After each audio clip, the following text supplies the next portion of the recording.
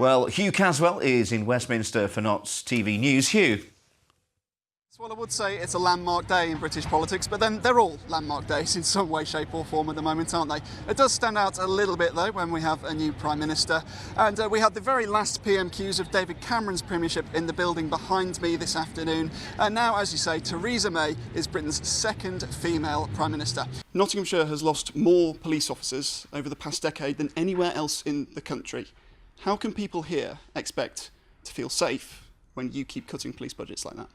Well, nobody could have predicted the tragic turn of events that have taken place during the election campaign, with the two horrific and savage attacks that took place in Manchester and London Bridge. Why the change in tack to, say, 6 months ago? Had you perhaps become a bit complacent in your campaigning? No, not at all. I've made the same argument throughout, which is that we're better off if we stay in a reformed European Union. There will be polls every day of this campaign. There's only one that counts, and that's right at the end. On one of your more recent visits to Nottingham, you launched your energy policy. You heaped praise on Robin Hood Energy. You mentioned them again today. I asked you at the time if that were at all idealistic. You said not at all. 2 weeks ago, Robin Hood Energy announced that many of their customers will see a 17% increase to their bills. Does that have to go down as part of a failed policy?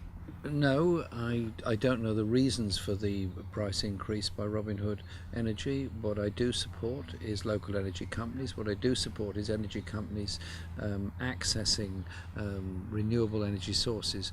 When you analyse US voter demographics, the trends do suggest that this sort of crowd would choose her over him. A generalisation maybe, but a Clinton supporter is more likely than a Trump supporter to be young, to be middle class, and to be educated to college level. In short, more likely to be here. When Don Sutton joined the army in 1937, he was just 19 years old. He fought in Syria and later in France, helping to liberate it from Nazi Germany. On Friday, he celebrated his 99th birthday. I'm a 99-year-old, very proud man. And I was so honoured to think that the French appreciated what we did at the time. Appreciate might be putting it mildly. The medal he's being presented with today is the very highest that the French government can give. Sir, you are a living witness to a history you wrote on our soil, a history which shaped your identity, our identity, and those of Britain and France. Thank you. A Nottingham tram, 39 tonnes of glass and steel, 105 feet of mammoth mass transit. To haul itself across the city, it needs 750 volts of power, or one of this man. Rick Harrington, armed forces hero turned charity champion. He's the man for whom there's no challenge too daunting. We're going to be pulling a tram. We've been able to utilise the tram locally. The servicemen, ex-servicemen who've been coming to the charity have been able to use the tram, so we thought in conjunction with Tramlink and Tramnet that we would pull a tram. The military have always liked to test themselves physically. The Labour MP did campaign for Remain, albeit not as loudly as some.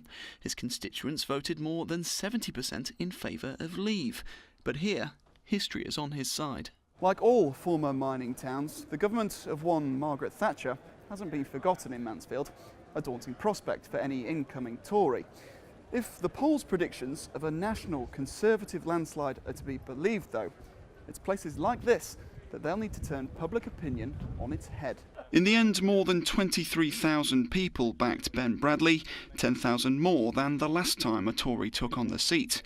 Blue rosettes and celebratory champagne, a sight not seen together in Mansfield before. Congratulations, Ben. 20 years ago, 12 years ago, 2 years ago, this would have seemed impossible. This year it was just improbable. But even so, the phrase Conservative MP for Mansfield doesn't quite seem right tripping off the tongue. And make no mistake, this isn't one of the biggest shocks in Nottinghamshire. It's one of the biggest shocks in the country.